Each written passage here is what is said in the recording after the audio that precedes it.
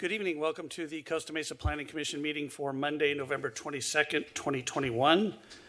I call the meeting to order and ask Commissioner Toller to lead us in the Pledge of Allegiance.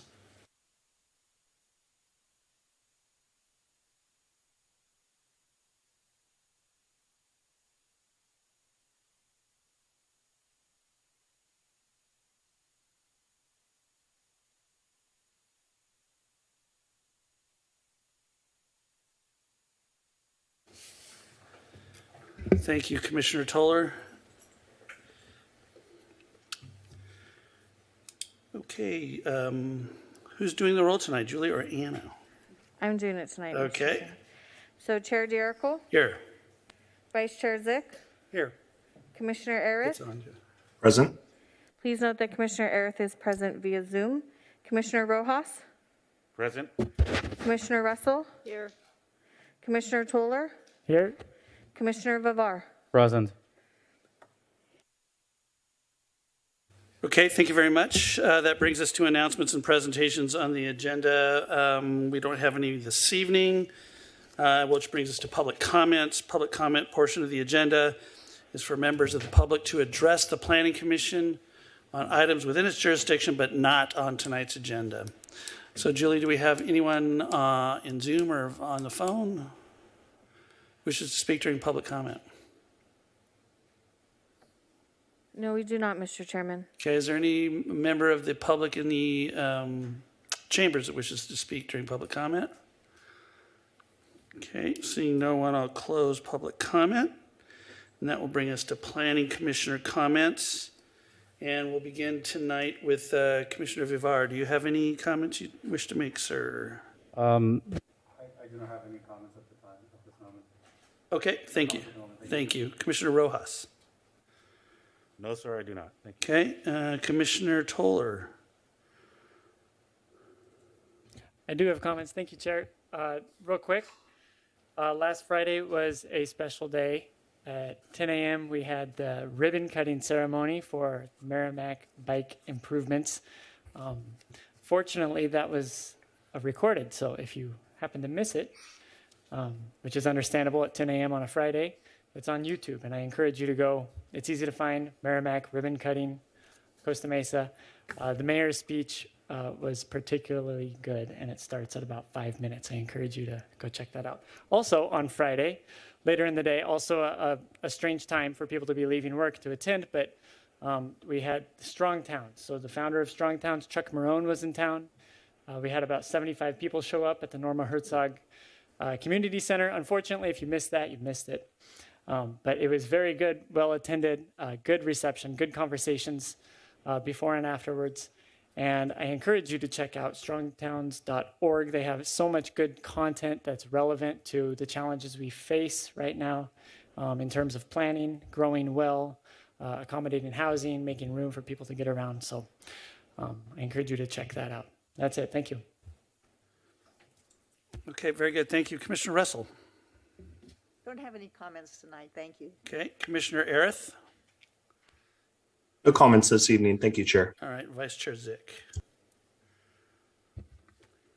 Thank you, Mr. Chairman. Just a couple of things. There is a report that we used to get on a periodic basis, which was the sales tax quarterly report. I haven't received one in a while, and I wanted to know from staff if I could get that through you, or if you would prefer I contact the finance director directly. Either is fine with me. Vice Chair, staff is happy to reach out to our finance department, and we'll communicate what we get on the quarterly report. Thank you very much for that. Thank you. Second thing, I was going to say to those within the sound of, who could hear the sound of my voice, happy Thanksgiving, but I don't think there's a whole lot of people listening, but if you are, have a happy Thanksgiving. It's a great time to take stock of the good things and blessings in your life. So I hope you have a good one. Thank you, Mr. Chairman. Thank you, sir, and thank you for bringing up the HDL reports. I had kind of slipped my mind that they weren't showing up, but they are important reports to receive, and I'd like to receive them as well. I think all the commissioners should receive them. So just kind of a seasonal message from me for everyone to have a happy Thanksgiving and enjoy your families. And I guess be thankful that we're, hopefully all of us are healthy, and so we're coming up on the second anniversary of this infernal pandemic. But I'd also, in the spirit of the Thanksgiving holiday, just kind of hope that or wish that everybody just be kind to one another. I'm just, watching the news these days, and I'm just really disturbed by things that are going on, from just brazen looting of department stores in the Bay Area to the unrest that's been going on, and it just seems like that we're. I was talking to my wife about it the other night. It seems like we're in a period, and I remember it, kind of at the pinnacle of the Vietnam War in the late 60s, when everybody was just angry and there was protests and things were burning, and we came out of it. So hopefully we'll come out of this. But again, my admonition is hopefully we can just be kind to one another and not kind of dwell on our differences, but dwell on the things that we have in common. So with that, that moves us to the consent calendar. No items on the consent calendar this evening, so that will take us to public hearing, which is a continuation of a public hearing. Julie, could you please read that into the record? Public hearing item number 1, City of Costa Mesa 2021 to 2029 six-cycle housing element, GP-21-01. Please note that no public comments have been received on this item. Okay, so we've had no comments. Staff, do you want to give a brief follow-on report from our last meeting? Ms. Lee? Yes, please. We have a very brief slideshow and introduction here. Essentially, tonight is the second of 3 public hearings regarding the 2021 to 2029 housing element update. The November 8th meeting of the Planning Commission was really focused on an informational presentation and introduction to the housing element. Tonight's meeting is to focus on the Commission's questions and any discussion items. And at our next meeting, December 13th, we'll be asking the Commission to make a recommendation to City Council. Regarding Planning Commission's feedback, at our last meeting, we did note a number of points that the Commission raised, and those included the status of our inclusionary housing ordinance, any constraints to housing that we identified in Chapter 3 of our housing element, a measure-wide discussion, questions regarding distribution of housing opportunity sites, as well as how ADUs and perhaps SB 9 developments would fit into those housing opportunities, no net loss, ownership housing compared to rental opportunities in Costa Mesa, questions regarding our housing element implementation and how that fits in with the CEQA process, a local hire policy discussion, as well as what's to come in terms of state enforcement. We also received public comments, and those focused on desire to prioritize the adoption of an inclusionary housing ordinance within the next year, some suggestions to add provisions that exempt housing projects from Measure Y that provide for at least 20% affordable housing units, as well as to provide a track changes version of the city's housing element and any changes to it moving forward, and then a comment on a local hire policy. So staff essentially took each one of those points from the Commission from the last meeting. Our goal was to provide some additional information surrounding those topics in the report, and really to inform a more detailed discussion this evening. And if there was anything that staff specifically missed that you would like to have more information on, that's what would like to be the focus of the discussion this evening, as well as any policy discussions you'd like to have. Our next steps, December 6th, is the deadline for the city to receive our comment letter from state HCD. Our intention is to bring back to the December 13th Planning Commission meeting any additional information requested by the Commission, the state's comment letter, a revised housing element that we will provide in track changes that responds to the state's letter, as well as any specific Commission requests. And then ultimately, we would ask the Commission to make a recommendation to the Council. So with that, our recommendations for tonight is for the Planning Commission to review and discuss the information provided, provide any feedback that you feel is appropriate, and then continue this item to the December 13th, 2021 Commission meeting. And that concludes my introduction, and I'm happy to hear any discussion and feedback. Thank you. Okay, thank you very much, Ms. Lee. Commissioners, why don't I do this? I'm going to reopen the public comment from the public hearing in the last meeting, and we have see if anyone is online or on Zoom that wishes to make comments. I'll open the public comment of the continued public hearing. Okay, we have a couple people on Zoom, so let's see. Tony Velasquez, you can provide your public comment.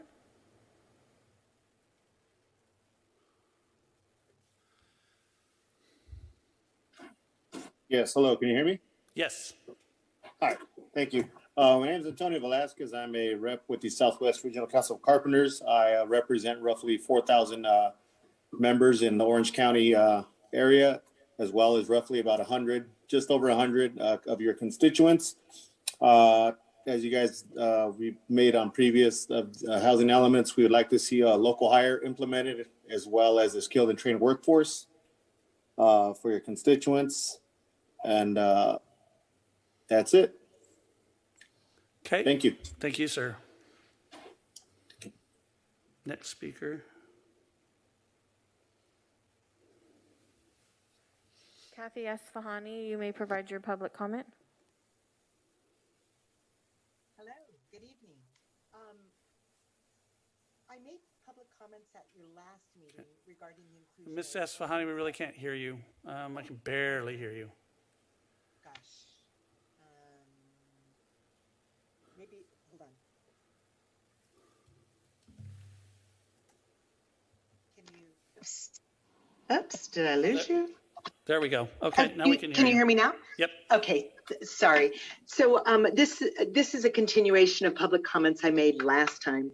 I would like to cover a different topic, which is Fairview Developmental Center, which has a tremendous potential for helping solve our housing needs. But I see some problems that I think need further analysis in the housing element. One of the problems is SB 82, which provides that DGS, Director of General Services, can lease property not exceeding 20 acres within Fairview for affordable housing. So there are 109 acres that are possible, and I'd like to see the city explore ways to lift this limitation. So SB 82 not only limits it to not exceeding 20 acres, but it says that a minimum of 20% of the housing units that are developed shall be affordable to people with developmental disabilities. So I'm just wondering how that plays with the housing elements assumption that 40% of the units that will be developed at Fairview would be affordable to lower income households to help us meet our huge arena number there. So anyway, I'd like to get more analysis about the effect of SB 82. And would also like to encourage the city to include a standalone program in the housing element that commits to working with the state to ensure that at least 40% of the total units at Fairview will be affordable to lower income households. We need to be aggressive on that, meeting that goal. And to that end, it would be great if the city would develop a specific plan for Fairview that would allow high density residential throughout the 109 acres, not just the 20 acres that SB 82 allows. And finally, it would be great if the city would issue a request for proposal for the creation of a master plan for a housing village at Fairview Developmental Center to meet the many housing needs of our city. So housing for lower income families, permanent supportive housing for those in need of wraparound services, perhaps veteran housing, all sorts of housing needs. So thank you for listening to this comment. Thank you. Any other public comments?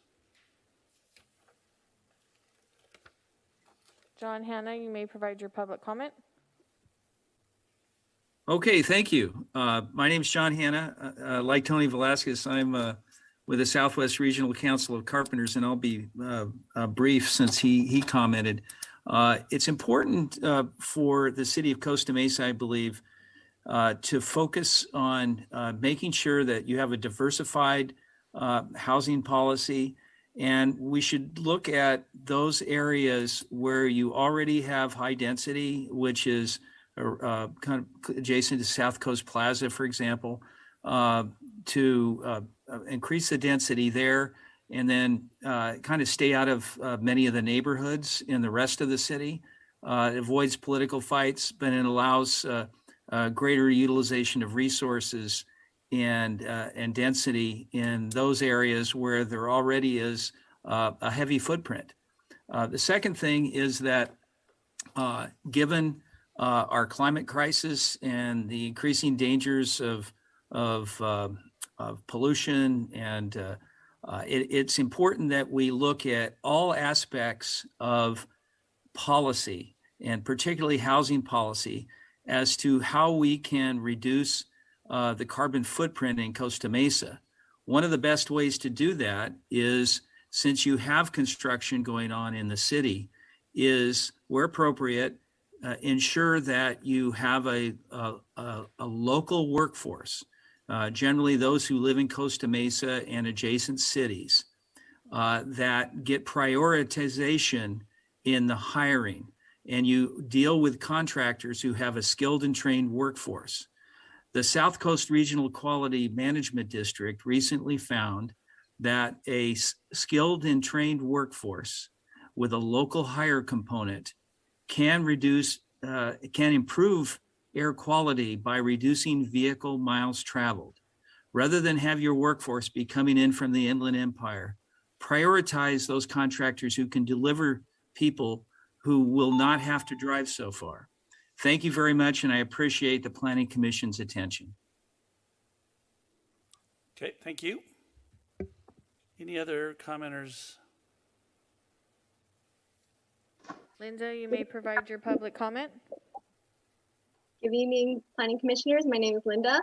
I just wanted to touch on the site inventory. I believe the city identified 3 large sites: Sackville, Lot 2, Home Ranch, and the Pacific Arts Plaza. There's a concern. We have a concern that there should be additional analysis on the constraints because these 3 sites, while they're larger than 10 acres, are currently under development agreements. And so, and the city identified them to have an affordability assumption that 50% of these potential units could be lower income. And unfortunately, with the development agreements, you know, we don't think, I don't believe that these sites will be subjected to any future adoption of an inclusionary housing ordinance. Also, you know, the city seems to be over-relying on the assumption that developers will use existing density bonus to produce affordable units. If the staff can clarify whether or not the capacity of these sites are including density bonus units, that would be helpful. If it is, I think it would be helpful that we separate the capacity in like one column saying like that shows like what the capacity is without density bonus, and one column that shows that it's including density bonus units. My other comment is regarding the Costa Mesa motels. I know recently the city has agreed to apply to the Project Home Key program to acquire, rehab, and convert 2 potential motels to residential units, and this is great news. I just would like to see that the city strengthen program 3F to ensure that long-term residents are protected from anti-displacement, or they are provided right of first refusal and relocation benefits if they are being displaced. I just want to avoid what happened at Costa Mesa Motor Inn. I worked on that with the residents there, and many of them were displaced and could not have the opportunity to live there. So it would be great to take care of those who are living there already right now. Thank you for your time. Thank you. Any other public comments? No, we do not, Mr. Chairman. Okay. Any member of the public in chambers wish to speak to this item? Okay, seeing none, we'll close public comment. What I'll do is I'm just going to go down the list of commissioners here to see what dialogue or questions they want to ask of staff. So Commissioner Arith, will begin with you because I think you had several items you were interested in having questions answered at the last meeting. Thank you, Chair. I think I'll be brief this evening. We're still in the middle of talking with staff about these changes. But given some of the discussion this evening, I am curious to know a little bit more about the local hire provision. Specifically in the agenda, it was, I quote, local hire may potentially result in negative impacts. And I'm a little bit curious to know what some of those potential impacts would be. Okay, staff, do you want to take a whack at that? And I know that's the issue that I brought up, and I'll be happy to articulate my concerns. First of all, just overall lack of clarity. I don't know what local hire means, obviously, other than the obvious, but I have a feeling it means more than just hiring local labor for a construction project. So my concern was by artificially restricting the labor force available to developers to build a project, basic economics will tell you that'll drive up the cost of labor, which drives up the cost of producing housing and affordable housing. So I'm worried that any kind of local hire requirement, depending on how it's defined and how it might be advanced as a policy or even as an ordinance, would impact production costs for new housing. And I think we have to do our homework on it. If it materially impacts where the development community, at least in the private sector, excluding public-private partnerships for affordable housing, e.g. Costa Mesa and Jamboree, for instance, that might be perfectly fine. But I have some concerns, just broadly speaking, without understanding what exactly local hire means. Are there going to be prevailing wage requirements? Are there going to be requirements for project labor agreements? All those things have the potential to actually drive up the cost of housing and make it less affordable, or make it more difficult for the development community to provide that affordable housing. So that was generally my concern. And I don't know if staff wants to piggyback on that. Thank you, Chair. I will add just a couple, and what I really wanted to echo what you said with regards to the change in free market for the bid system for construction on both, larger development projects and local, smaller single-family projects. It could be problematic to manipulate the free market and just really not have the same competition that for bidding that could, basically decrease housing. And what it also does is it has a potential to increase bids because of the lack of competition. And I think you kind of pointed that out to some degree, but I just wanted to make sure that was kind of clear. The other thing that is a little bit concerning is that this could be considered a constraint by the HCD, which might also be an issue. That's down the road, but that's something. And then just to follow up, I think what this really is, it's not a housing element policy, really shouldn't be. what it is a city council consideration. It's a higher level council consideration of how they want to basically encourage or discourage this type of a provision.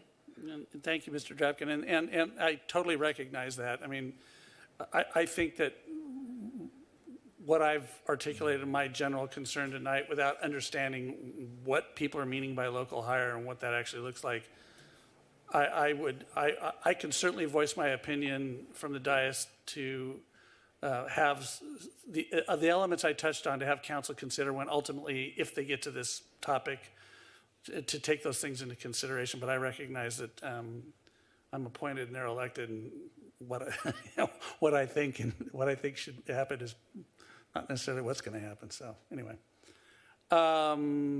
Commissioner Arith, do you have any additional questions or? No, I do not. I just want to thank Scott for talking about that a little bit, and for you for fleshing that idea out a little bit. I'm thinking along the same lines. Thank you. Thank you. Okay, Commissioner Vivar, do you have any? There you go. It's on. All right. Yeah, I think last time I did ask about sort of what potential displacement might occur from some of the identified sites to small businesses as well, and what kind of help might be able to be provided to them if they are displaced. And another question I had is, I remember in the last meeting, I think the presentation included something about the site or the location of where El Metate currently is, the Vista Center Plaza there, was not included as one of the sites, and I just wanted to confirm that that is still the case. Thank you. I think that's all I have. Thank you. I can answer a few of those. Sure, Ms. Lee, go ahead. So the El Metate site has been removed from the housing element. That was a change that was made in response to community feedback regarding the importance of having a grocery store in that location. So that site is not included as a housing opportunity site in the housing element. In terms of displacement of small businesses, essentially the way that staff envisions the housing opportunity sites and sort of the zoning actions that need to occur in the future and how those play out is obviously we haven't determined sort of the exact vehicle for how these the zoning changes move forward, but what we're envisioning is something similar to an overlay where essentially the base zoning district doesn't necessarily change, but the property owner has the option to develop the property for housing. So in terms of displacement of small businesses, many of the housing opportunity sites are located in commercial areas because there is a concern with the redevelopment of property that's already housing and the displacement of those residents. So the focus was really along major commercial corridors where we thought increased density made sense in those locations, and really with the community fabric and the infrastructure to make those types of changes compatible. So your point's well taken on displacement of small businesses or really just commercial properties in general, that it's a possibility and it's a point well taken, but I think our focus on really relying on those urban commercial corridors for appropriate housing opportunity sites where increased density would fit in with the neighborhoods was an overarching consideration for us. Mm-hmm. Okay. Yeah, all right. Thank you for answering the question. Any others, Commissioner Vivar? I think that's all I have, Mr. Chairman. Thank you. Okay. Commissioner Rojas. I have no questions for staff at this time. I'm good. Scott took care of all the questions I had for us last week, so I'm good. Excellent. Thank you for working with him, Commissioner, very much. Commissioner Toller.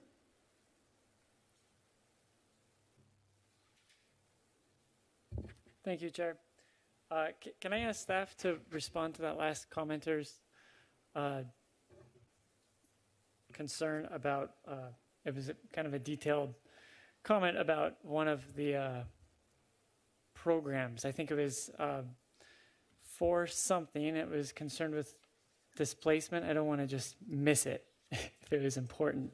But I did miss it, and I just wanted to talk about it for a second. Did anybody catch that?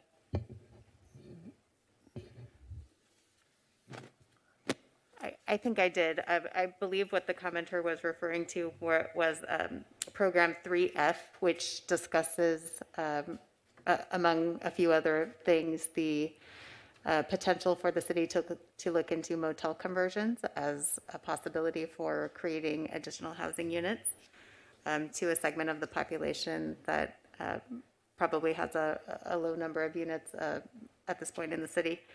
So I believe the point there with displacement was just that through the process of motel conversion, beefing up the wording of that program to ensure that we're considering displacement of any long-term motel residents.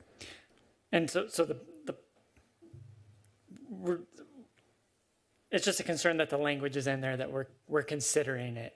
That's the policy, is that we will consider it as we go through that process of any motel conversion. Is that what we understand the public to be asking? Yes, I believe that was the request, if I understood it correctly. Okay. And just to a point on motel conversion, so Project Home Key, for example, that is a grant funding program that already has some language included in it related to displacement impacts, for example, and some procedures that the city would already be required to follow by virtue of taking advantage of grant funding.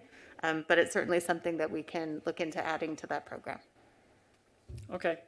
I don't want to beat a dead horse. I just have my two little comments that I had last time. Obviously, this whole thing's looking good, and I'm glad to see we're making so much progress. I think there's just a couple of opportunities that I want to do what I can to take advantage of. On the staff report, let's see, second paragraph of page 4. This is in constraints of the production of housing in the city. I'm pretty sure this is in response to some of my comments at the last meeting.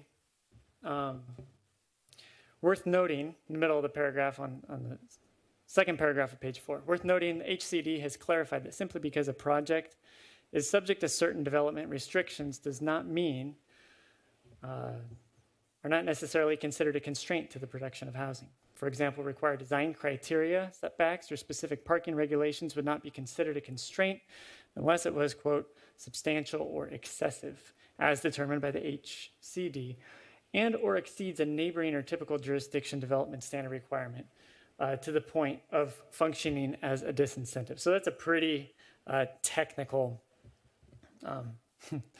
way to look at things. It's well, what are Newport and Tustin and Santa Ana requiring per unit for on-site parking, and what are their DUA policies, and whether it's excessive or not. And I'm not really sure what the criteria are for that. I want to compare that to another sentence in page 5, last paragraph of page 5. This is talking about candidate housing sites, so it's a little out of context, but I think it's still, my point still stands. Parcels that are smaller than half an acre and do not have common ownership with surrounding uses can be difficult to consolidate into a workable project to provide a meaningful number of units to make a residential project feasible, both physically and financially. This lessens the likelihood that it may develop for residential uses within the planning period. Many existing single-family residential neighborhoods have these characteristics. I would say many, regardless of whether they're zoned single-family, many neighborhoods have these characteristics, and therefore, I would say therefore we've identified some impediments. Therefore, there's a problem, I would say. If you can't make a project work with our development standards unless they're a half an acre or bigger, then a standard sized lot in the city is 6,000 square feet, right? You double that, you get 12,000 square feet. You get your neighbor on board to do a project. If you need a half an acre to make anything work, anything pencil out, financially, we could talk about geometry or with on-site parking, right? Or the financial burden of providing on-site parking. My point is, I don't have, we're required to do an analysis of impediments. I haven't really done that. I guess the burden is kind of on me to back up my claims here that on-site parking requirements, specifically ours, I think ours are particularly high. We talked about that last time. 2 on-site spaces for a studio, and up from there is I think HCD would agree that is high. That's excessive. And then DUA. DUA, that's a good enough policy. We say for high density housing, we say 20 units per acre. But when we take that and apply it to a 6,000 square foot typical parcel, you do the math, and what does that look like? Well, then it translates into a standard that says you may construct 1 dwelling unit per, I think it's 2,178 square feet of lot area. Now, height, setbacks, things like that, architects, developers, they could figure that out, right? But on-site parking requirements and just DUA caps at the parcel by parcel level, those are just project killers. You're dead on arrival, right? And when you think about the reason we're here, the housing element, our cities have not been constructing enough housing. I know that a big part of this whole thing, I mean, half of the units that we're responsible for planning for are affordable, and so this is not part of that equation. But the other half is market rate. We're not constructing enough market rate housing in the city. Our neighborhoods aren't incrementally, this is like a strong towns thing, right? No neighborhood should be exempt from change, but no neighborhood should be subject to radical change. I would hope that we're adopting that policy as we move forward. And I know it's not a big part of it. We're not talking about affordable housing and everything, but in R3, you should be able to build 3 units, a triplex in R3, right? I think. So I would just appreciate, I'm going to keep pushing for that. And maybe that requires a little more analysis, and maybe I need to do some homework and back up my claims a little, but we're capping number of units in a housing crisis. We're requiring an excessive amount of on-site parking in a climate crisis. And you say, well, the other cities are doing it too, but we're Costa Mesa. I don't want to follow the other cities. I think we're better than them. I think they're looking to us. I think we should be paving the way forward.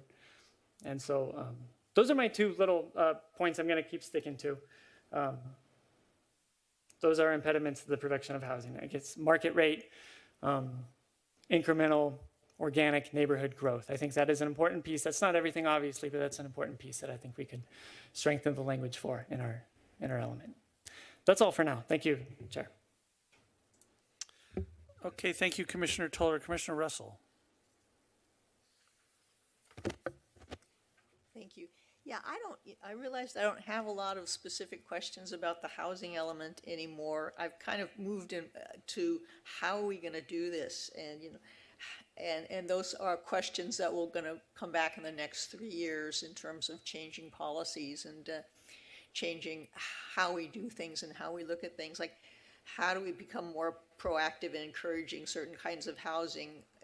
We've done pretty well with for market rate. Turning motels into supportive housing is a first step, but I don't think that we've really done our fair share of the community's needs. And then, according to the data that was in the housing element, Costa Mesans own more cars and travel farther to work. And, how can we change that? How can, those are the kinds of things that, how are we going to do this? How do we match the need for additional housing with transportation, with parking? And so as we're moving forward, I think those are the kinds of questions that I'm going to be continuing to look at. So thank you. Thank you. Vice Chair Zick. Thank you, Mr. Chairman. I think like I've done the last couple of reviews of this, I'd like to start by, again, acknowledging and thanking staff for the hard work that you're doing. I recognize and repeatedly recognize that this is a near impossible task that you've been given. You're not attempting to manage organic growth in the city according to the general plan. You've been given a different assignment. The assignment you've been given is to manage a forced and reactive growth allocation from the state that is completely out of whack with the census projections of growth and our historical trends of growth. So I recognize you have a near impossible task.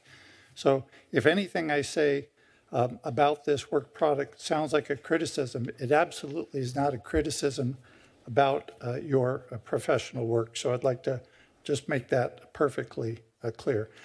What I'd also like to acknowledge and compliment you on is the staff report and how you were responsive to the comments and feedback that you got from the commission. It tells me that you listened and acknowledged the input. Doesn't say that you agree with it, doesn't say that you can implement what people said they wanted, but you didn't ignore them and you responded, and to that I'm appreciative. Now, you know that many times I've said a big priority of mine, and it's not just a John Zick priority, it's a priority that's been in our general plan for a long time, talks about increasing the home ownership opportunities in the city.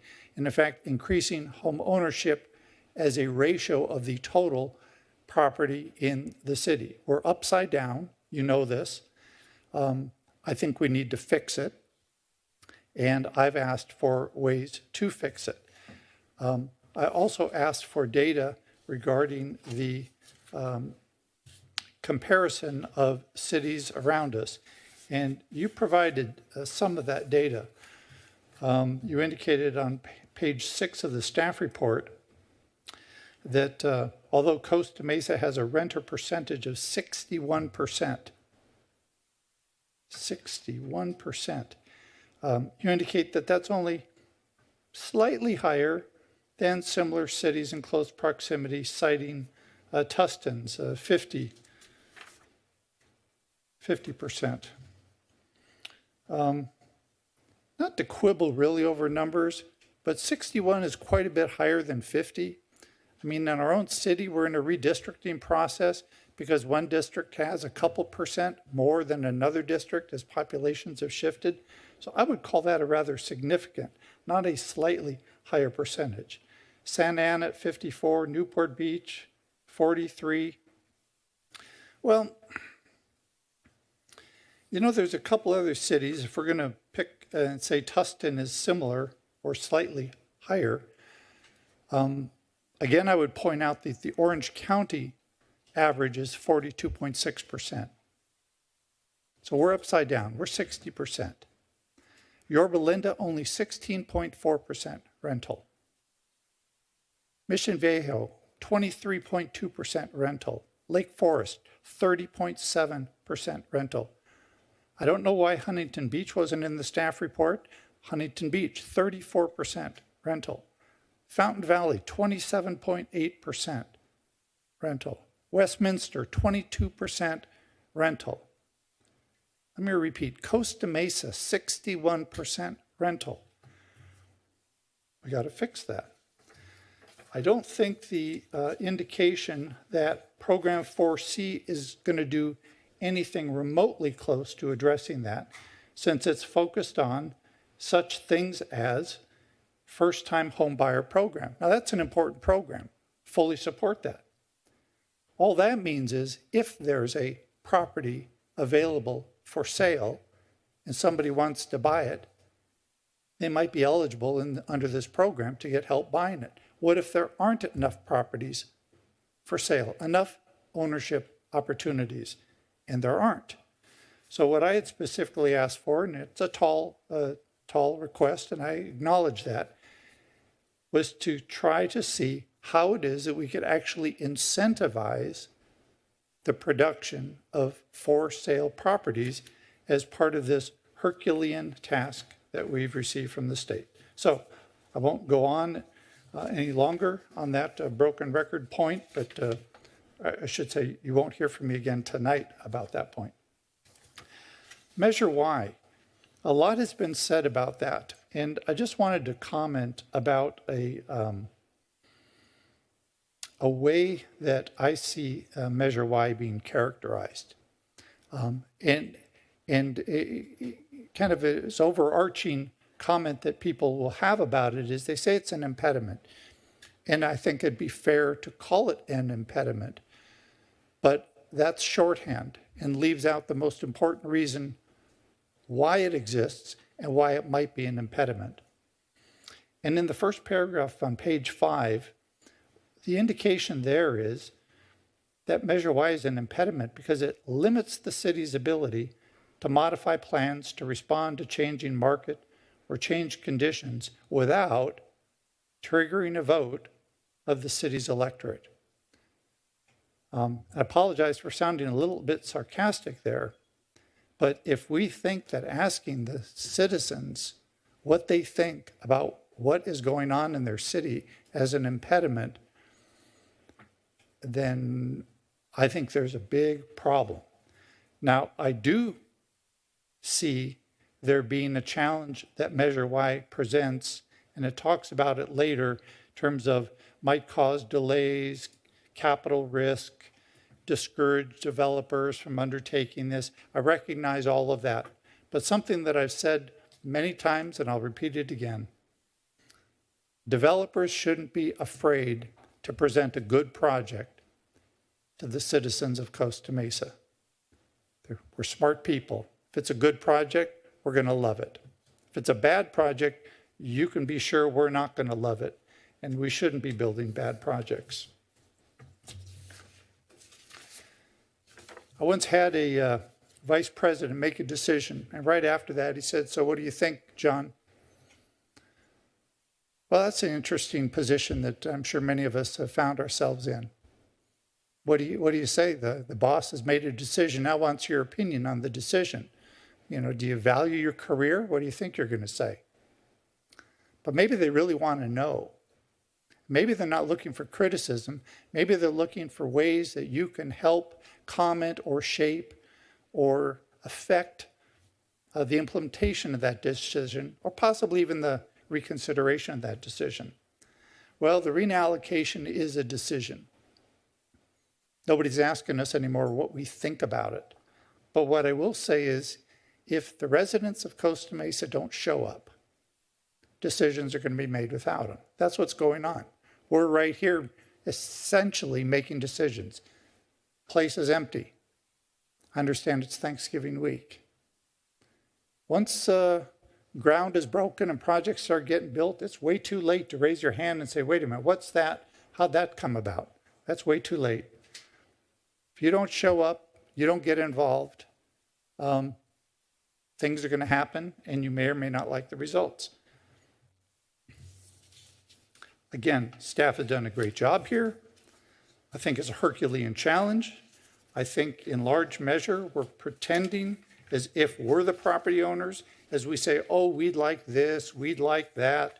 We want projects that don't have parking. Well, that's all well and good. A developer at the end of the day is the owner of the property. But to Kathy Esfahani's credit, I think she highlights what is clearly a unique opportunity to the city with regard to Fairview Development Center, don't get scared there. Fairview Development Center, and doing some kind of, I forget if she may have said specific plan, general plan, whatever she called it, I can't recall the term she used.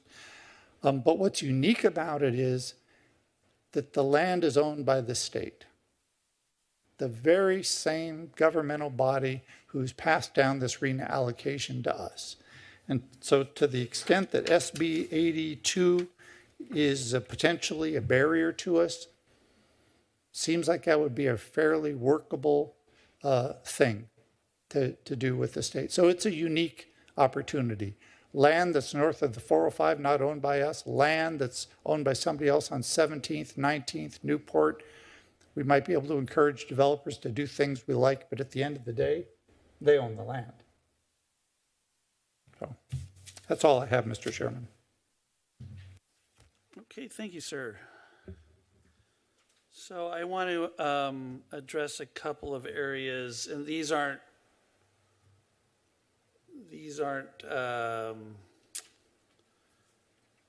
criticisms at all. In fact, I want to echo Vice Chair Zick's comments. I've been reading way too many housing elements. This is, and I'm a little bit biased, but this is by far one of the strongest that I've taken a dive into. The way it's structured. I want to say I really appreciate how you brought the nexus of the city's profile together in Chapter 4 and married them to policy. That's something that I was concerned that we hadn't done. The city profile is just kind of floating out there, and now we've kind of coupled some of the issues we're facing in the city profile with policy. So but I do want to focus on that section just a little bit. And this would be more, this would be more we fully expect that we're going to have to respond to HCD in some form or fashion and kind of tweak and tighten some bolts or move some furniture around the room on this housing element before we send it back up to them. So these are just observations in that regard when we make whatever modifications we think we need to make to satisfy HCD. So if we go to 410, page 410 in Chapter 4, which is kind of the housing policy and program section of the housing element. Is it 410? No, it's, hold on, a little bit higher.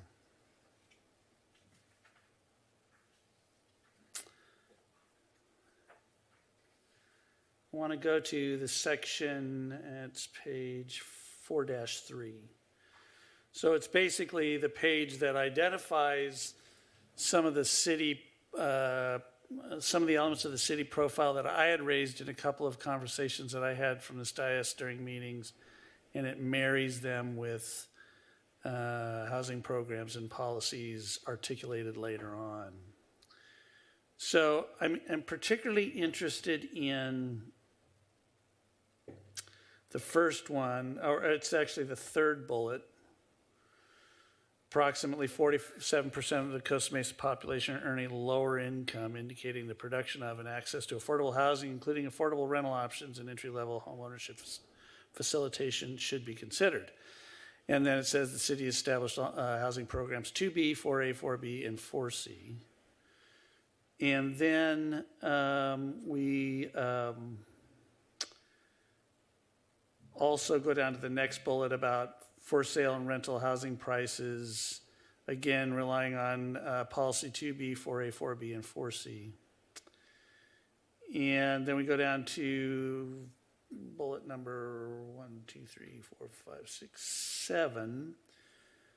Costa Mesa has a relatively low vacancy rate, indicating high demand for housing and low availability of housing units within the city. Again, we turn to programs 2B and 2A.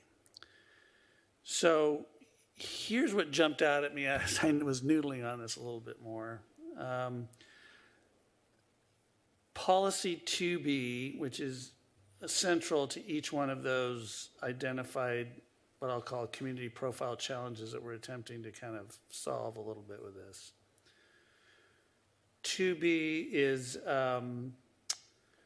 it's a policy about affordable housing development, but if you read the language, it stresses projects that are kind of more or less what I'll call joint ventures or public-private partnerships, regional funding and local partnerships with affordable housing organizations, like a jamboree, something like that. What jumps out at me is totally absent is any inclusion of a policy that involves the market in those bullets up tops that I mentioned. So here's what really jumped out at me is the inclusionary housing ordinance is not listed as any one of the policies on page 4.3 that would be used to implement or to kind of chip away at those profile challenges, which was strange to me. And then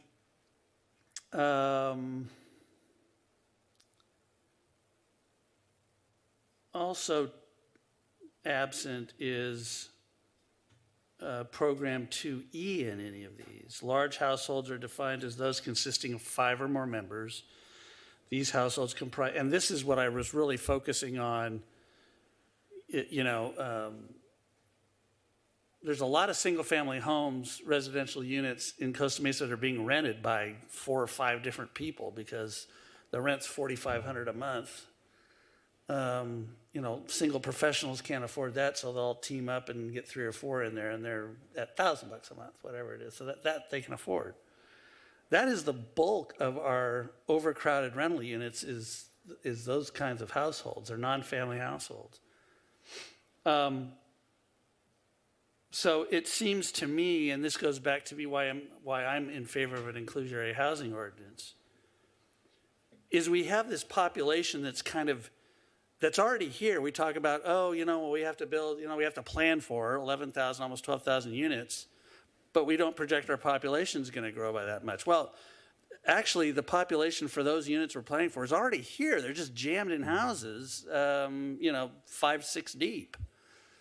So what I basically am wanting is on those policies or those community profile indicators on page 4.3, particularly the ones that identify 2B, 4A, 4B, and 4C as the policies that will be used to address those. I also want those to include 2A, 2E, and 2I, because then that brings in the outside market a little bit, and not just relying on programs with a Jamboree housing. That this would be in conjunction with an inclusionary housing ordinance, in conjunction with an applicant taking advantage of density bonus law. I want to be able, and we talk later on in this about promoting the density bonus, the state density bonus law. I think 2A, certainly 2A has got to be among those policies where we're going to chip away at these community profiles we don't like. 2E and 2I, 2E is encouraging development of housing options for large families. And then 2E, well, that was 2E, 2I is promote state density bonus incentives. So again, these are all implementation. So when we get this housing element through and it gets blessed by whoever blesses it upstairs in Sacramento, then we have to go through the implementation of all of this. And so I'm just throwing out there that, a lot of the questions that Commissioner Russell asked, Commissioner Toller asked, that's when the really heavy duty work is going to begin. This is really a policy document, I think, but I want to make sure that policy absolutely articulates on all the community profile factors that we're trying to correct, has every tool in the toolbox listed. So there's a historic record that we think inclusionary housing is important we think affordable housing with public-private partnerships important, promoting state densities, and all those are going to be important policies to kind of try to write the 61% number that Vice Chair Zick was talking about. So that's really it for me. I think this is a magnificent document. I just want to make sure that we add those policy attachments to those community profiles elements. That's really all I had to say about that. I think we're pretty much ready to go. On some of the things I brought up last time, I've had my say about the local hire. I just want to understand, what are they talking about? I have no problem with, I would encourage a GC who's been hired by a developer who's going to build a 100-unit apartment community to, do the best that they can to hire local labor. Where I'm concerned is, and I've seen this happen, is local labor local hire really means not only you have to local hire, but there needs to be a prevailing wage. There's some communities that do that. There's some jurisdictions that have prevailing wage, and it works. It works on smaller projects, but it tends not to work on larger projects, and that discourages higher density multifamily development. 10-unit projects, sure, probably can work. So I'm worried about, and this is policy way down the line, not even something that I just want to articulate my belief that we have to be very, very, very careful. If the council decides to include some kind of language about that, they need to be super, super careful and hopefully get some economic analysis on what potentially that does to the cost of producing quote unquote affordable housing, which would then make it less affordable.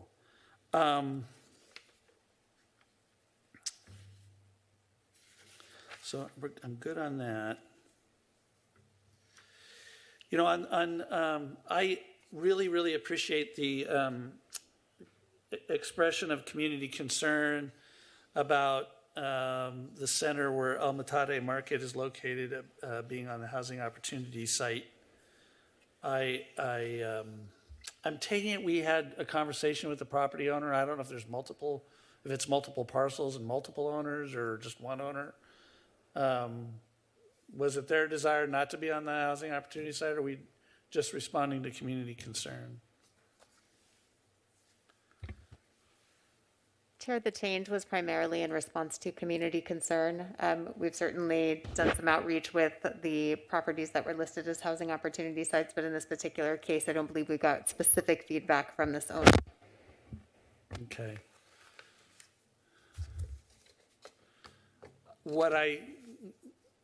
And I have no problem leaving it off the housing opportunity site, but this is again implementation part when we get to specific plans, master plans, specific planning corridors if we do that. That we provide the property owner, and this is what gets me, is I'm seeing more jurisdictions where nobody's reaching out, and I know we have, but property owners have a stake in this too that should be asked. Well, gee, you know, if something's come down the pike later on, would you prefer that your property is part of a specific plan, but the underlying zoning goes away? So in other words, you become kind of legal non-conforming with your commercial center, but we have a specific plan over now. If you want to do anything, you have to follow the specific plan. Or you're part of it, we're going to do an overlay, but your underlying zoning, so you have some flexibility. So I think it's important that we not automatically say, because who knows if the center, it may be viable for another 40 years. Everything I'm seeing about centers that age, that kind of configuration, tells me it doesn't have 40 years of success in front of it. The market certainly may, because it serves that community. But there may be some of that inline retail that is becoming increasingly less effective economically for the property owner. So perhaps part of the center or some allotment of units in a mixed use setting, or a horizontal mixed use, you know, allow a horizontal mixed use project there. We have some residential, 30 units, 40 units, I don't know what it is, plus the market, plus maybe some resident serving retail. I totally understand preserving El Metate. I just want to make sure we don't go, no, you can't change anything about it. I want to make sure that when we get into the implementation phase, that people are thinking creatively about creating a little community there that might have 50 or 60 units and the market and some resident serving retail to serve it.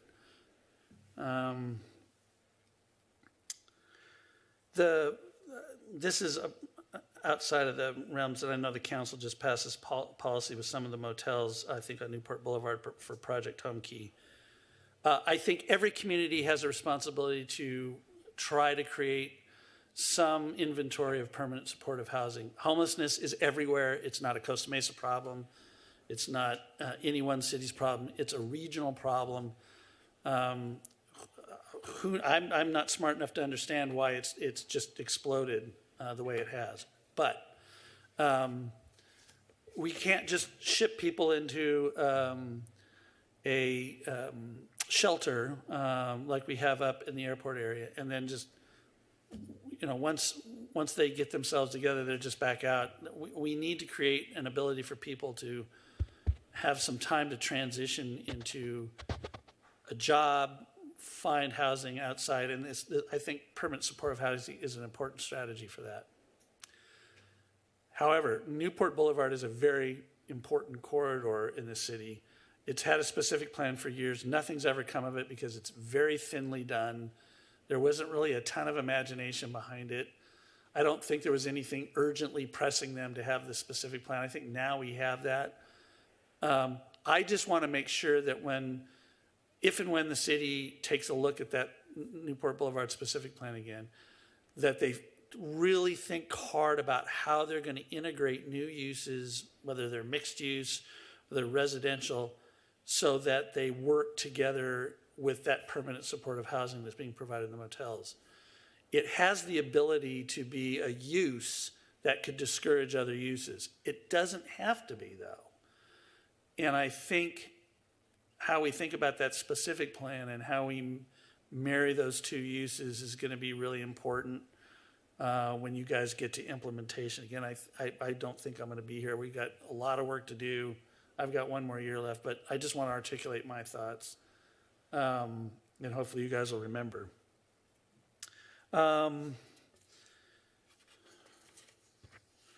So, Mr. Preziosi, I have a question for you on Measure Y. And it's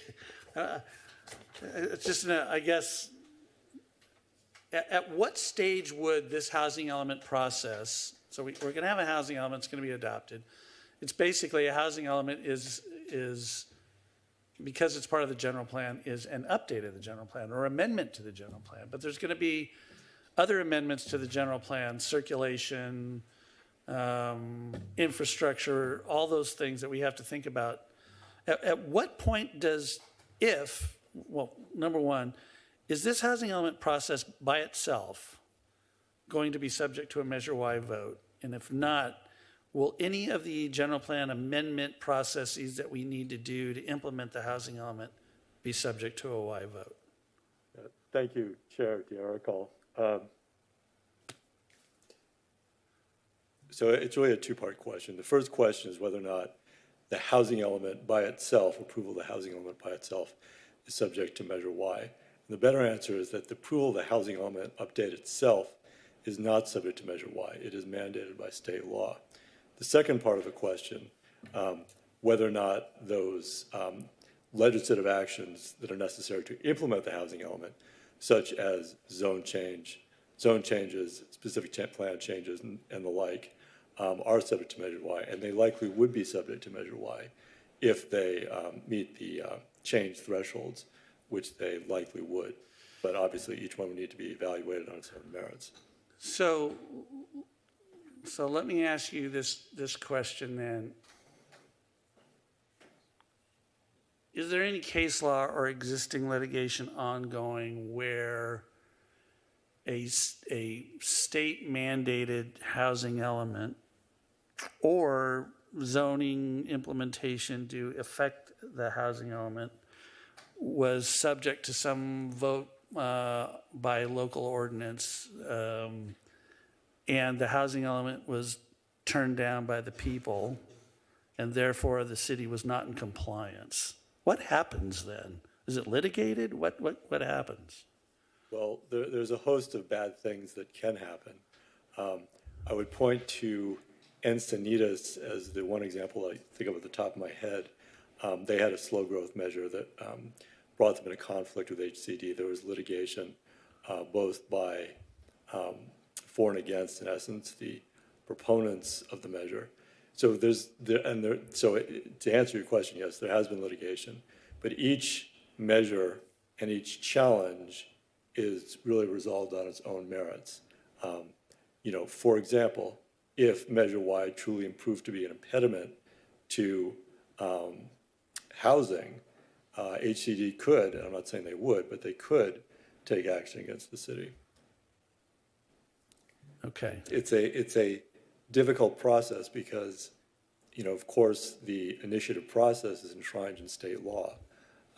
So there are no specific, straightforward, easy answers. as to which would ultimately control. Okay.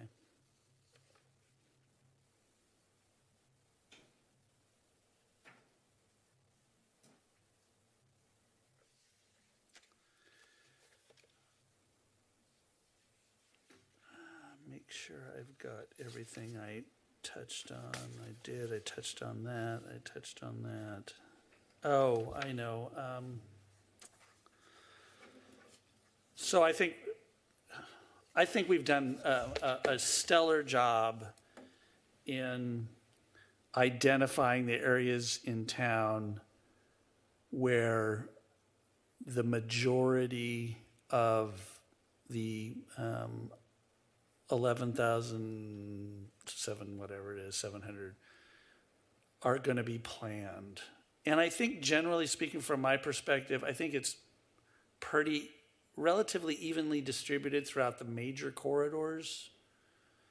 And I articulated at the last meeting my concern that HCD would say, you know, we have this brand new ADU ordinance, you know, that, and the city's implemented its own, and now we have SB 9.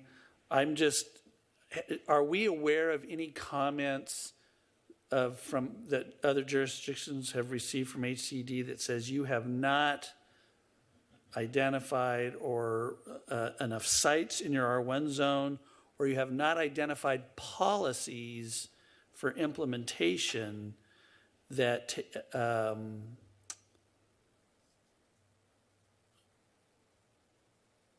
have as a goal development of affordable housing in R1 zones?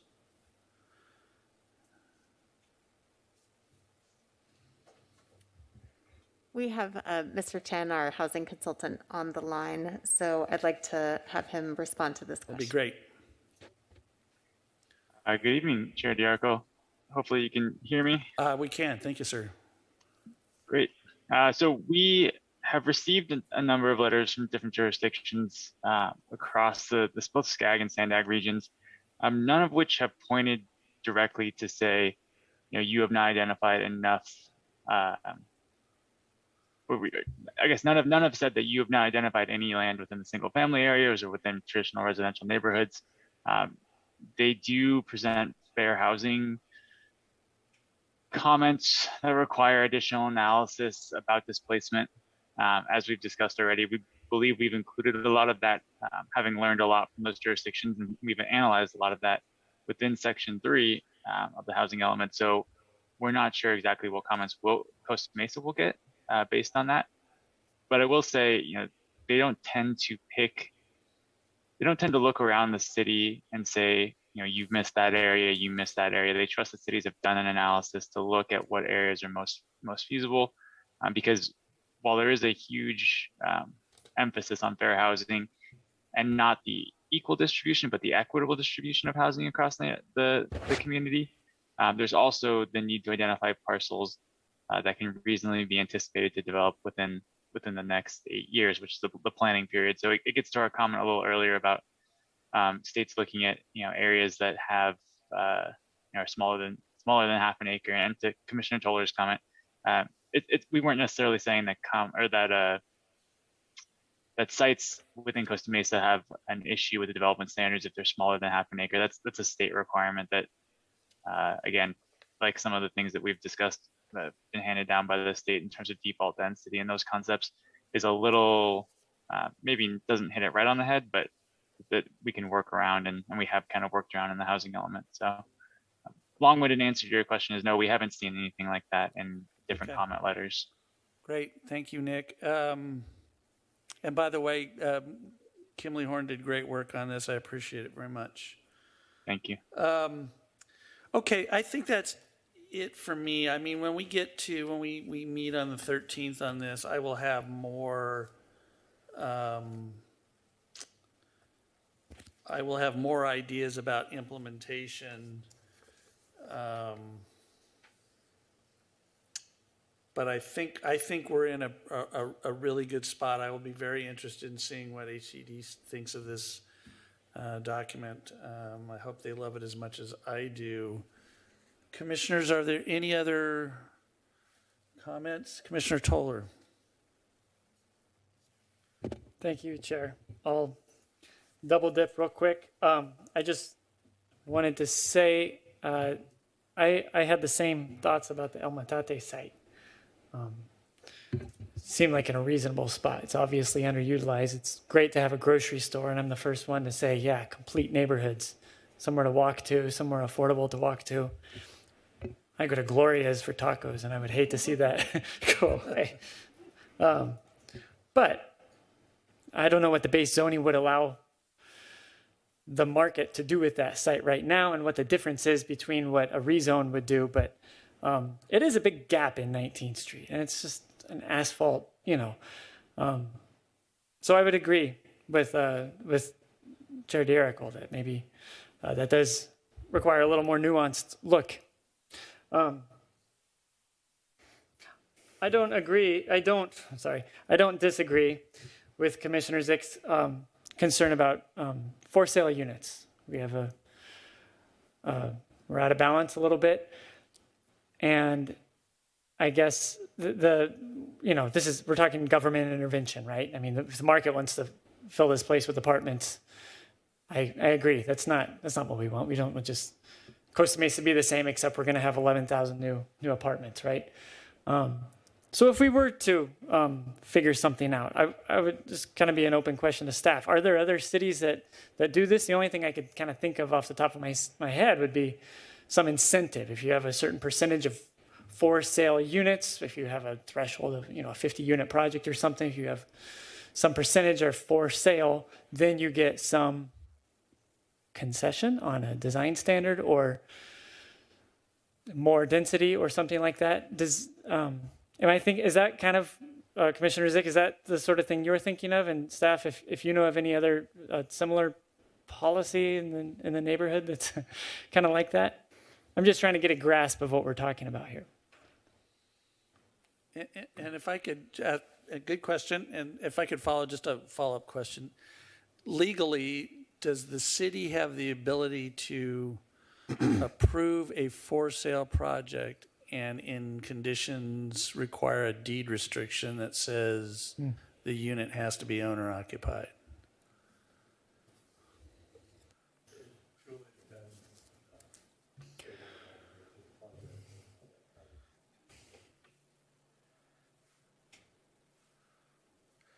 So, thank you for responding to that, Darkwing. I definitely was not ready for that question, but the first one I was, because it was running through my head. Sorry about that.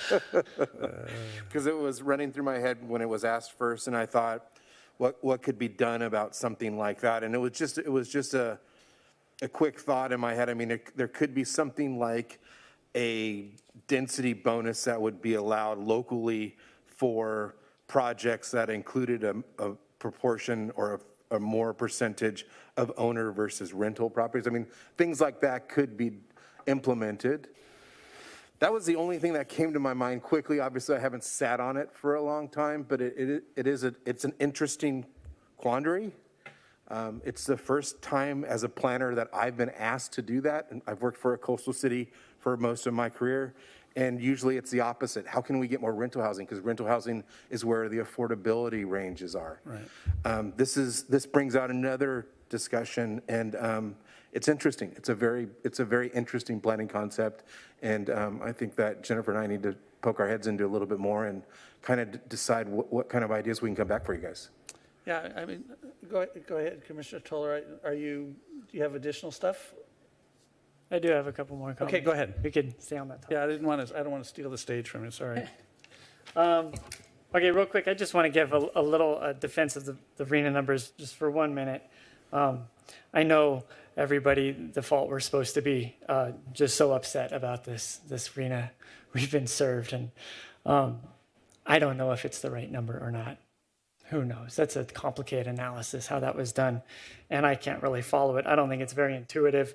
But the fact that it forces us to think about our future, the physical future of Costa Mesa, how we're going to grow, how we're going to get around, where the big buildings are going to go, where the neighborhoods are going to be preserved. Nothing was forcing us to do that before. We could have just kept plugging along and doing some good things, some bad things. Now we really have, this lit a fire under us, and I'm glad it is making us do that. In terms of being out of whack with proportion of projections of the population, we celebrate new businesses, right? New business opens in town or expands, and we're all there at the ribbon cutting ceremony. We all like that. Who's going to staff those new businesses? You know, a lot of those are minimum wage, a little bit more maybe. Another question, who's going to patronize those businesses? You need a certain density, unless we're all driving around, which we can't be doing for every trip once we have 12,000 new units in town. You need a certain density threshold around your business to survive. So that's what I'm always thinking when I see people celebrating these new businesses. I celebrate them too, but I think they need customers, they need staff. So for about, 6-7 years before COVID killed my side job, I worked at Triangle Square. I was a bartender upstairs, and it was a side thing once a week. I was lucky because I walked or rode my bike to work. It was great. All my colleagues, you want to know where my colleagues lived? Rancho Cucamonga. They would come all the way out here for a not a great job. I mean, it was okay. It paid well, but Eastvale. And I'm talking from the bussers to the managers, Yorupa Valley, Temecula. So we got to think about that jobs housing balance. I just want to keep putting that out there. I keep bringing up where the rubber hits the road, and this is beyond. This is coming up, but it's going to hit us fast. Where it's the implementation thing. We got to revise some zoning. We got to figure out specific plans, overlays, change the base zoning. And I want to be prepared for that and be talking about these things before it's time to make decisions. What I care about, what I think are important are it's design standards. I mean, Commissioner Zick talked about how, the people at Costa Mesa will love a good project. I don't know. Maybe they would love a good project. I think a lot of people are going to be against anything that might cause traffic. But I agree with you, Commissioner Zick, that we have lost confidence that buildings can improve a place, that can make a place better, that development can be a good thing. We visit cities, we look at pictures of cities and our hearts melt and we're like, man, I would love to walk down that street or live down that street. I mean, it's buildings, it's beautiful frontages framing the public realm, and it's life on the street. Those are the things we need to be ready to implement. So part of, I'm kind of on a sidetrack, but in the back of my mind, I'm a little worried that all we're going to do is go in and change the DUA in a lot of places. Like they can opt into, rather than 30 DUA, everything stays the same in terms of design standards, but now you could do 50 or 60 or 80 or something. So it's not to put staff on the spot, but generally, what's our strategy for within the next 3 years for amending zoning? And no pressure. I mean, I don't know how much we've planned this or not. Strategy or time frame? Strategy. I'm asking the how question. Commissioner Toller, we definitely put some thought into what our next steps are and what this looks like moving forward. I think it's actually a combination of different strategies. So we've identified some overlay areas, or at least areas that in the past have functioned as overlays. We've identified some urban plan areas where we have our 2006 urban plans that had good intentions, but in many respects can use a serious update. We have specific plan areas where we have 20-plus-year-old specific plans at this point that are guiding development in those areas. So I think from just a recognition by planning staff, but also many comments from our city council, from the planning commission, I think we understand that the next steps are really a wholesale look at development standards and our development guidance documents. So I don't think you'll find us proposing sort of a DUs per acre change and call it a day. We've heard the commission and the council on this front. Cool. Thank you. The other way the rubber is going to hit the road is the way we're going to get half of these units that are allocated to us, and that's through well, I'm not an expert at this, but the way I understand it, it's density bonus law that just defaults to what the state, we bring our ordinance to be into consistency with what the state requires. And then a separate tool is our own local tool, an affordable housing ordinance or an inclusionary zoning ordinance. And like I said, I'm not an expert. The way I'm thinking of this is I get nervous when I see us lose design control. And that's what density bonus is, right? It's all about, well, it's incentives, but it's also concessions. Well, which concessions? I mean, we'd all be a little nervous about some, but not others. What I would hope for, and again, this is down the line, but I want to keep talking about it now, so we're ready for it. When we craft this world-class inclusionary housing ordinance, I would like to see it entice developers such that they don't even look to the state density bonus anymore, because we're offering something better, where we lock in what those bonuses are, and we've predetermined that those are okay. We're not losing control of the way these sites are designed, and we get affordable housing in exchange. So that's kind of the difference between Program 2I, and that's the promotion of state density bonus incentives. Of course, we have to be consistent with what the state is requiring. But what is it, Program 2B? Oh no, Program 2A, Inclusionary Housing Ordinance. I'm betting on that being really robust, sensitive to the scale of development, not a one-size-fits-all thing. So I hope we can do a really good job with that. And not lean too heavily on just state density bonus law. Those are all my comments. Okay, Commissioner Vivar has asked me to give him the floor. Sure, thank you. I'd like to agree with Vice Chairman Zick about the ownership opportunities. I think it's important to think about that, to find ways that we can allow people who have been living in the city for a very long time, who have rented a long time and want to stay in this community, contribute to the community because they have businesses or their families are raised here, to be able to have that opportunity to stay in Costa Mesa if they so choose, but to have those opportunities to be able to purchase a home. Many of them would be their first home, to not only increase the sort of their financial standing in terms of their families, but also give them more stability in sort of long-term considerations. Secondly, I understand some of the other commissioners' comments about the El Metate Plaza there, and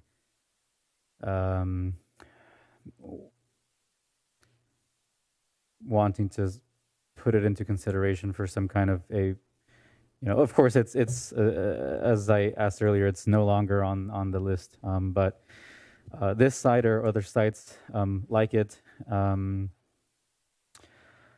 I think it's important that because I understand no certain sites like this sure are old buildings and maybe will be defunct in 40, 50 years in terms of viable financial hubs. But the changes that could happen now, not in 40 years or 50 years, would have effects on many of these communities. So many of these little centers like that aren't just financial centers, but they're community centers for the people who live near there and the apartments. I grew up behind that, and it was great to be able to walk there. And I think having smaller grocery stores like that, smaller financial center, smaller retail centers, kind of helps us in that goal of reducing the number of trips that have to be done, reducing VMT to go out and to go to the groceries or anything else. So I think that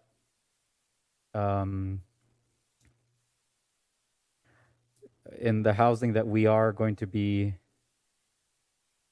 planning for in the city, of course, a lot of it may end up being rental and a good chunk of that affordable, but I think the discussion should also seriously include in those planning for those areas that will contain sort of high density housing, including retail as well.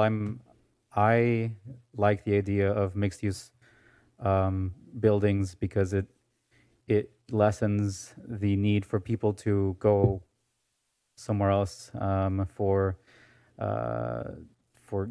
basic things like groceries or just small, just general retail stores.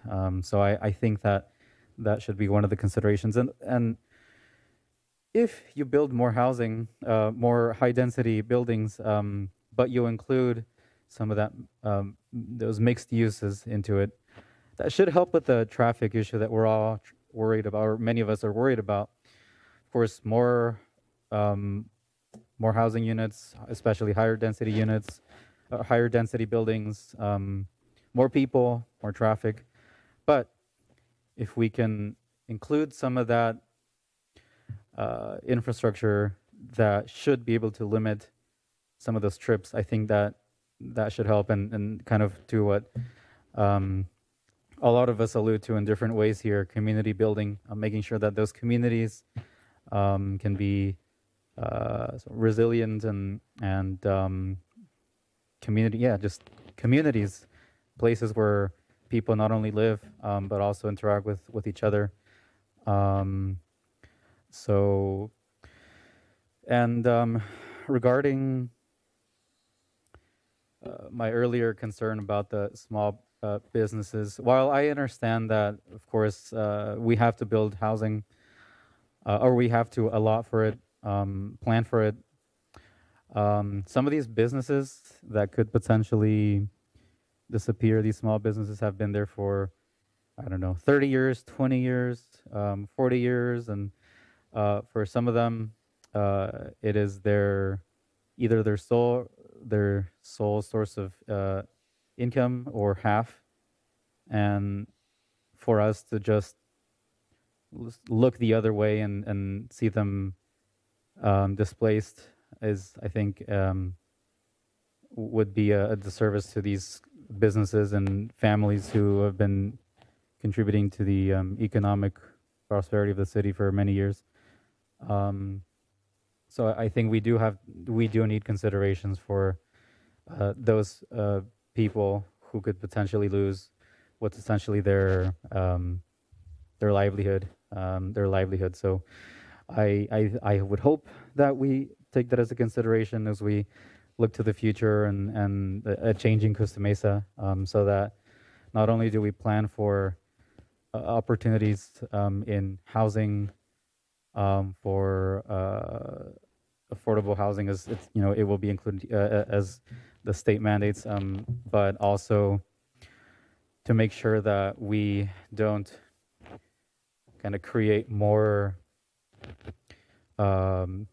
problems within the community members who may lose streams of income, or people who are also employed by these businesses who may lose their jobs and be forced to look elsewhere.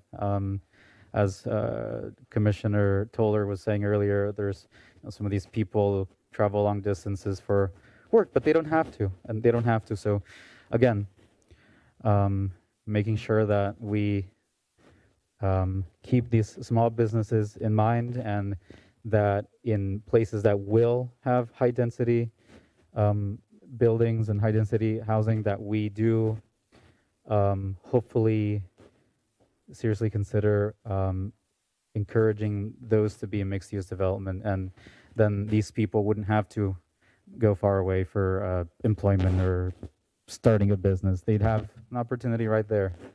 So that's just some of what I want to comment tonight. Thank you. Okay, thank you. Commissioner Rojas or Commissioner Russell, any comments? Commissioner Rojas? Okay, Commissioner Arith, final thoughts?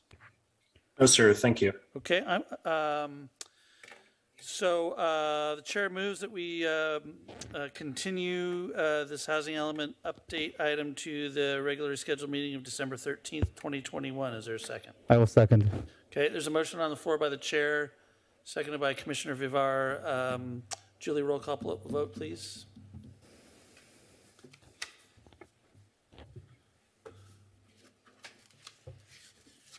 Commissioner Rojas? Aye.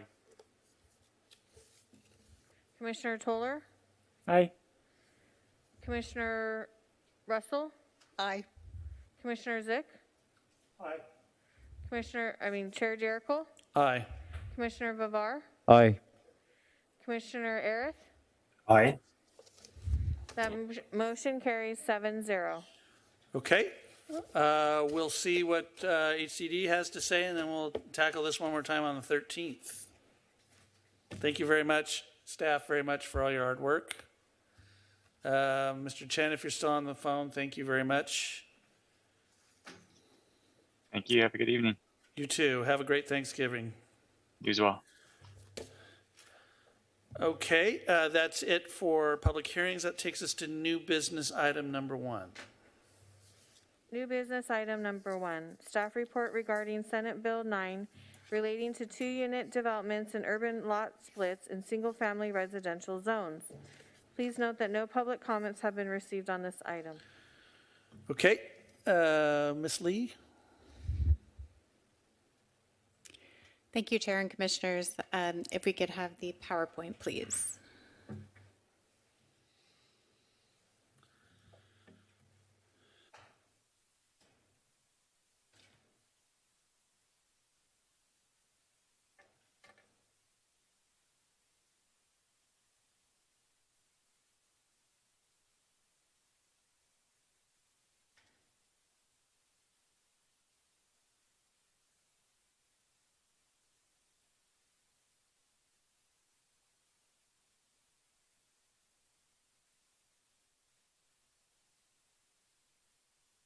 I see it now. Thank you. Okay, so this is staff's presentation regarding Senate Bill 9. First, I just want to give a brief overview of Senate Bill 9. This is a new business item. It's an informational item for this commission. First, it was signed into law by the governor in just September of this year, and it becomes effective January 1st, 2022. And essentially, the bill does two things. It adds two new sections to the state government code, and it also modifies the Subdivision Map Act relating to expiration dates of subdivision maps in general. So first, it really focuses on these two government code sections here. The first requires the city to ministerially approve development of 2 units on single-family zone lots. And the second section requires the city to approve a parcel map for subdivisions of 1 lot into 2 lots in single-family zones. That's the crux of the Senate bill. Here's some visual examples of what that might mean. On the left side, you have an existing layout of a single-family residential neighborhood, traditional lots. This exhibit is not of anything in Costa Mesa, but it's a very typical layout. And on the right side, the exhibit shows that essentially you have an existing 1 single-family residence on a single-family lot, and this lot would allow the addition of a second. Here's another example of what a configuration of an SB9 project might look like. On the left side, you have a single-family residential lot with 1 residence on it. If you combine the 2 provisions of SB9, essentially it would allow for a lot split of the one lot into two lots, and then up to 2 units on each one of those lots. In terms of the more specific requirements of Senate Bill 9, first of all, any proposal under Senate Bill 9 needs to be located in a single-family residential zone and located in a city. Beyond that, there are several requirements that any SB 9 proposal can't be located on sites, for example, that are farmland or wetlands, or any number of sort of hazardous condition areas, or the site of sensitive resources, for example, biological resources or historic resources. So I won't go through every item listed here, but I think in general, if a property is zoned single-family residential in Costa Mesa, most of these areas don't apply. I will draw your attention to the last few bullets here. As an SB 9 proposal cannot demolish or alter a deed-restricted affordable housing unit. There's not a lot of those in a single-family residential zone. It cannot demolish or alter housing that's subject to rent control. We don't have rent control here. And it's also it cannot demolish or alter housing that has been occupied by a renter in the last 3 years. So those are important provisions beyond just locational requirements. In terms of Senate Bill 9 development standards, the city is required to ministerially approve, and again, a ministerial approval is an approval that's essentially without the city's discretion. We're required to identify objective standards, to evaluate a proposal against those standards, and then to make a decision to approve or deny without any subjective judgment is essentially what's required here. So the city is required to ministerially approve 2 units that are at least 800 square feet each.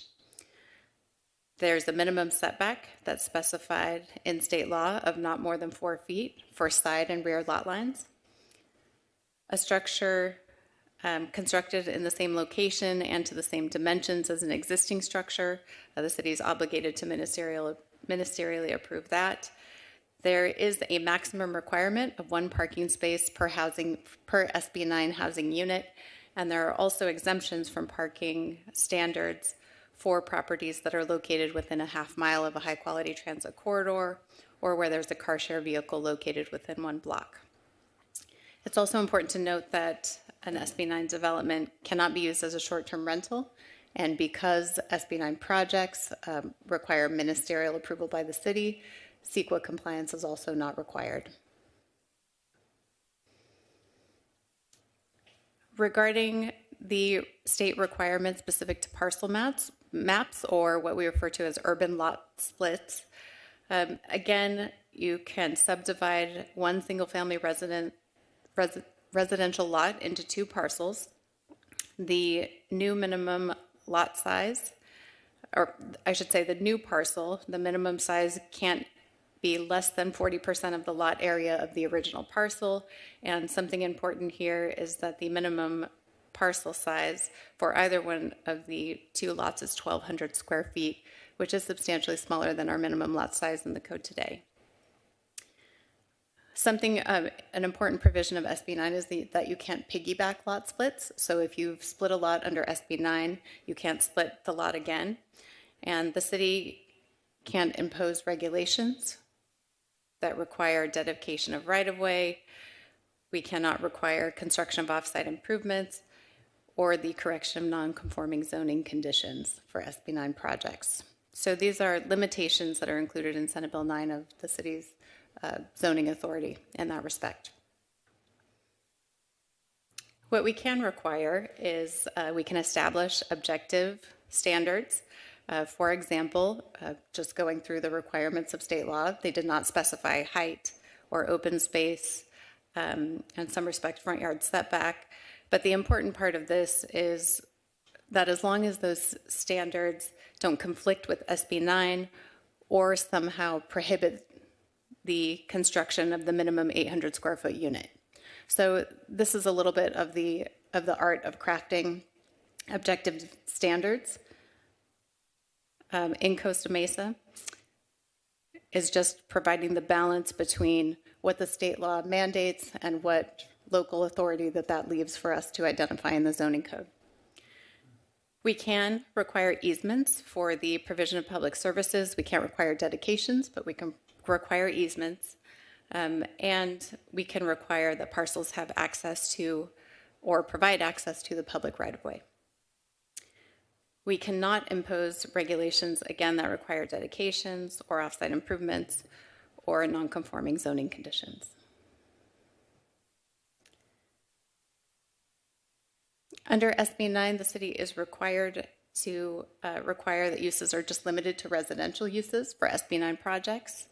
And SB 9 indicates that we must require an applicant to sign an affidavit that they intend to occupy one of the units as their principal residence, and that is for at least 3 years from the date of project approval.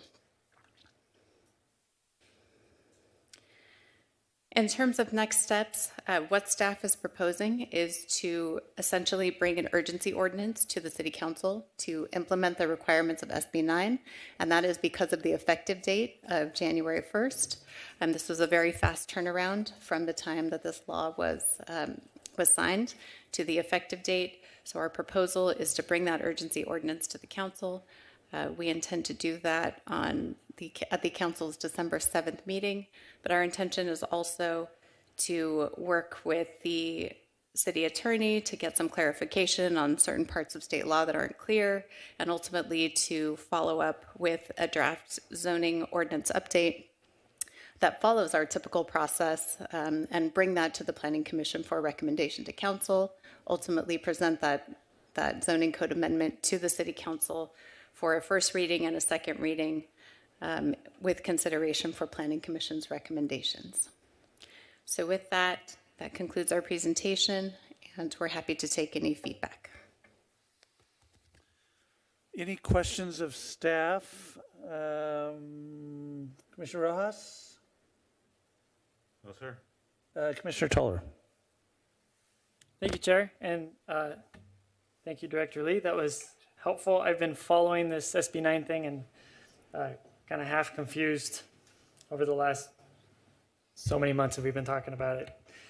I just have a few questions. High quality transit corridor. I'm probably going to knock out everybody else's question. What is is that up to us to determine, or is there a specific threshold? There is a very specific definition of high-quality transit corridor in state law. We'll be working with the City Attorney's Office to parse what exactly that means for Costa Mesa, but there was a similar term used in ADU law, and essentially at that time, with that application, it essentially referred to things like Metrolink, train stations, but also bus lines and bus stops. So we'll be looking into that a little more to see exactly what that might mean in this, as referred to in this particular law, but it may be close to the ADU definition. Yeah, okay. Also on the subject of parking, required parking is limited to 1 space per unit. So we're talking about a single family home that probably has a 2-car garage and a driveway in front that fits 2 more cars. So would this allow a little ADU built in the backyard and the lot to be split and the existing on-site parking to suffice for that other unit? Is that kind of how that would work? I guess my question, to put it more succinctly, would the current parking requirement for that property drop if they invoked SB 9 to 1 for their unit? Well, I think what we would be looking at is what is the specific development proposal, and does that development proposal meet SB 9 requirements? I don't think that you could take, I'm not envisioning a situation where you could take an existing single-family residence with an ADU in the back and refer to it as an SB 9 project and then be able to remove all of the parking. I think it would be a development proposal that met SB 9 requirements, and we could not require additional parking for those SB 9 units. Okay. We have to make the property owner sign an affidavit saying they promised to live there for 3 years. Is there any repercussions? If I don't know what that It's a good question. The state law specifically says an affidavit indicating their intent to live there. What does that mean in terms of enforcement? I don't think we know the answer to that, but I'm happy to have our city attorney weigh in if he has some additional information. Thank you. The state is fairly vague. In essence, it just requires a declaration stating the applicant's intent, which obviously is submitted at the time of the application. So I leave it to the commission to speculate as to how that would be enforced if after the, a year after the application was submitted, the project was built, if the applicant did not actually live there. Because at the time of the application, he or she stated their intent was to live there. I'm not clear how enforceable that would be a year later if the applicant then did something different. We do have other provisions of the code that have at different times required a certain level of owner occupancy. The vehicle that staff uses to enforce that requirement is essentially a recordation of a land use restriction or essentially something recorded on the deed. We'll be looking into a little more whether that's a possibility here where the language of the state law is so broad. Okay. Last question I had, page 4, additional requirements for proposed housing development includes that first bullet point. The development does not allow the demolition of more than 25% of the existing exterior structural walls.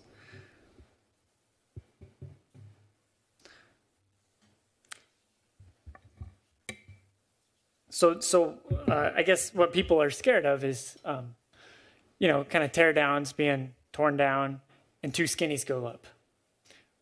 How does that concern relate to what I just read?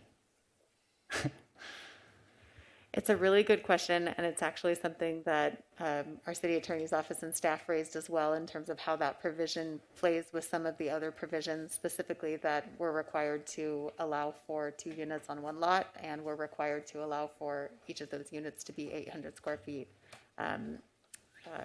really regardless of whether they meet any sort of city mandated development standards. So it's a good question. It's a provision we're looking into. I don't think I have an answer for you on that this evening, but it's certainly something we're delving into a bit more. Okay, thank you. Okay, Commissioner Vivar, you had. No, not yet. No. Oh, go over one more. Go over to your right one more. Yep. There you go. Thank you for the presentation. I think there was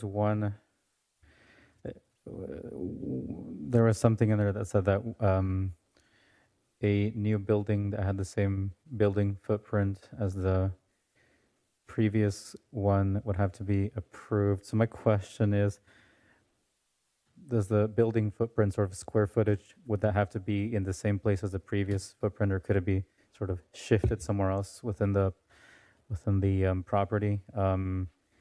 And would it also have to have the same height as the previous building that was there? So, Commissioner, the state law is silent on the idea of height in general, so I would say it does not have to be the same height necessarily, but that's something I think that'll be important that we tease out a little bit more when we articulate the local development standards that will apply here. As to that specific provision, the way that staff reads it, I believe what it's referring to is, for example, if you have, let's say, a legal nonconforming single-family residence that doesn't meet the setback requirements, if there was already a residence there, and there was essentially a replacement of that unit with an SB9 unit, we could not require correction of those legal nonconformities at that time. I believe that's what that section is getting to. I see. All right. Thank you.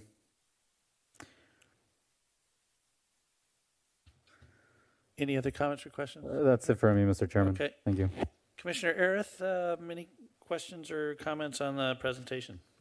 Thank you, Chair. Just one. On page 6 at the bottom of the last paragraph, it says the proportion of single-family residential property owners who would opt to subdivide their property in this manner is unknown and is likely to be a small proportion of single-family residential properties overall. I'm not sure, Ms. Lee, if you can kind of shed some light on maybe what those numbers might be, or if that's something that has to be studied or what. Sure. So I think what that paragraph was intended to communicate is that overall we have 11,900 single-family residential zoned properties in the city that have a minimum lot size of 2,400 square feet. So theoretically, they would meet the SB 9 requirements for minimum lot size to subdivide that property into 2 units. But essentially, the proportion of property owners who have single-family residential lots now, they have a single-family residence on the property now. What proportion of those owners would be compelled by these requirements to opt into SB 9 and subdivide their lots? They're essentially making their lots smaller. They could also be looking to add an additional second unit onto their property. Certainly that's a personal preference, and we don't have an indication as to what proportion of the 11,900 properties in Costa Mesa would actually opt into SB 9. So that sentence was really just intended to clarify that although there's 11,900 single-family residential lots in the city, the actual number of units that we can expect under SB 9, I think, is likely to be a very small proportion of that total, but ultimately that number is not known. Thank you, Ms. Lee. And that's all for me, Chair. Thank you. Thank you, Commissioner Arith. Vice Chair Zick. Thank you, Mr. Chairman.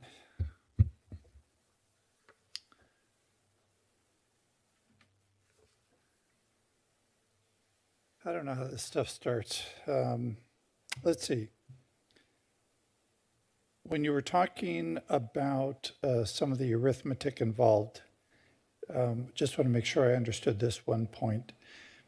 It said that a lot in subdividing, you can't end up with less than 40% of the lot. So if you have a 6,000 square foot lot and you want to subdivide it, the smallest you could make that subdivided lot would be 2,400 square feet. That be correct? 40% of 6,000? Yes, that's correct. Okay. And then on that 2,400 square foot lot, you can build a house no smaller than 800 square feet. But is it conceivable? Is there any height restriction? Can you put up a 3-story with a roof deck? Kind of like the Placentia. There's a term that's used for those. I guess I won't use it because it's not flattering. But those properties, you could mimic that same form? So state law is silent on building height, so the intention would be to establish the same height requirements as we currently have for R1 neighborhoods. Which is what, 29 feet? 27 feet. 27 feet. Wow. And similar to Commissioner Toller's question about the owner-occupied commitment, one of the other restrictions you identified, I think, said that you could not do this to a property if it had been rented within the past 3 years. I imagine that's rather difficult to ascertain, too, even if you went to the county and looked for the owner-occupied property tax exception. That would probably be about the only way you could effectively determine that.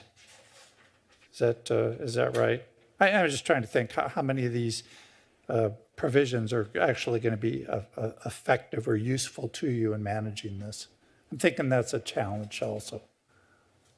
There are several challenges here with implementation of this Senate bill. I would say for that particular provision, we have discussed internally sort of what checks and balances we would be able to confirm on whether the property had been a rental. I think so one tool that we've discussed with other cities and all cities in Orange County are implementing this law, so we're working together to discuss best practices. But the idea would be to, at minimum, require as part of the application, sort of an affidavit, a statement of from the owner or the applicant themselves. In terms of how we confirm that, we have a number of opportunities through the tax assessor's office, for example, to figure out ownership, site address versus owner mailing address. And sometimes just the comparison between those two things will tell us whether the owner occupies the property that we're talking about. So those types of things are tools we can use, but you're right in that enforcing some of these provisions is a challenge. I'm assuming that a part of the intent of this is the production of more housing. And I think that probably was part of what was behind the ADU legislation that was also passed down. But are you aware of what the unique intent is of SB 9? Like what problem is this trying to solve? I recognize it creates a bunch of problems, but what problem is it trying to solve? Do you have any insight into that? I know it wasn't your idea, so I'm kind of putting you on the spot. It wasn't my idea, you're correct. The intent, in terms of the intent stated by the state legislature, was to increase housing opportunities, and specifically, I think that we could assume that the intention was to allow for new housing opportunities within the context of single-family residential neighborhoods. It was to allow housing opportunities as opposed to rentals, similar to our housing element discussion, to allow single-family residential ownership opportunities, perhaps on smaller sites, perhaps with smaller units that would be more affordable to entry-level potential homeowners, but still within the context of an established neighborhood. Okay, thank you. Thank you, Mr. Chairman. Okay. So I'll take a stab at the intent. So I think this is aimed at producing more housing, yes. But what it essentially does is it creates such an ironic regime in my mind. Is in Costa Mesa, we don't allow small lot subdivisions or in R1. We allow them in R2, R3. So this really creates a small lot ordinance for R1, essentially. And here's the irony, is you can get your project ministerially approved, but if you have an R2 or an R3 lot, and you want to subdivide it, you have to come through and jump all the hoops in front of the planning commission, which is funny. Anyway, so I get it. I'm not happy about it either, Vice Chair. So my only concern is here's what I think ultimately it might flip people's thinking that have lived in the community a long time, own their house free and clear, getting ready to retire, and what their plan was all along was to sell the house, collect all that equity, and buy their old condo in Rancho Mirage, whatever it is. I have a feeling that a lot of people now are just going to go buy the condo in Rancho Mirage, claim the intent to live there 3 years, bust these things in two, and have two income properties for the rest of their lives. So I have a feeling that's what may happen. So we'll see how it goes. Any other comments or questions? Okay, thank you for the presentation very much. We'll see, be very interested in seeing how the council handles this urgency ordinance. That isn't anything that runs by us just for input, is it? Or you just go right to them? The urgency ordinance would go straight to City Council, I get it. but the follow-up zoning code amendment would come back through the Planning Commission. Okay, great. All right. All right, good enough. Crazy times we live in. And so that will take us to staff reports. We'll start with Public Works. Yes. Thank you, Mr. Chairman, and honorable members of the Planning Commission, good evening. A very short report tonight. As Commissioner Toller mentioned before, last Friday we had the Merrimack Way grand opening. It was a very great event with the mayor making some very positive words about our new bike facility and ATP program. So we're very grateful for that and for the crowd that ensued in that great event. In addition to that, for the Fairview Road HSIP project, which is the Highway Safety Improvement Project, it's nearing its completion. It's between the limits of Adams and Baker, and the new traffic signal is pretty much up and running on that project. And if you get a chance to see, the bicycle facilities have been improved. And if any of the members would like to visit that facility, you're welcome to it. So that's it for my report, and I'll defer it back to the chair. Thank you, sir. Development Services, Ms. Lee. Thank you. I don't have a specific report this evening. I just want to wish our commissioners and the community a very happy Thanksgiving, and we will see you at our next meeting. I did want to ask one clarification of our city attorney's office. For the last item, it was a new business item, and the recommendation was to receive and file the report. Do we need a motion and a vote? No, there's no formal need for a motion. Thank you. Thanks for covering my rear end, Tarquin. All right, city attorney report. Chair, you recall I have no report tonight. All right, thank you very much. Well, listen, everybody have a great Thanksgiving, and especially to staff. I know you guys are working crazy hard, so I hope you will take at least a couple of days to relax with your families and enjoy some turkey and some football and maybe even a glass of wine and have a good time. So with that, we'll stand in adjournment till our regularly scheduled meeting of December 13th. Good night.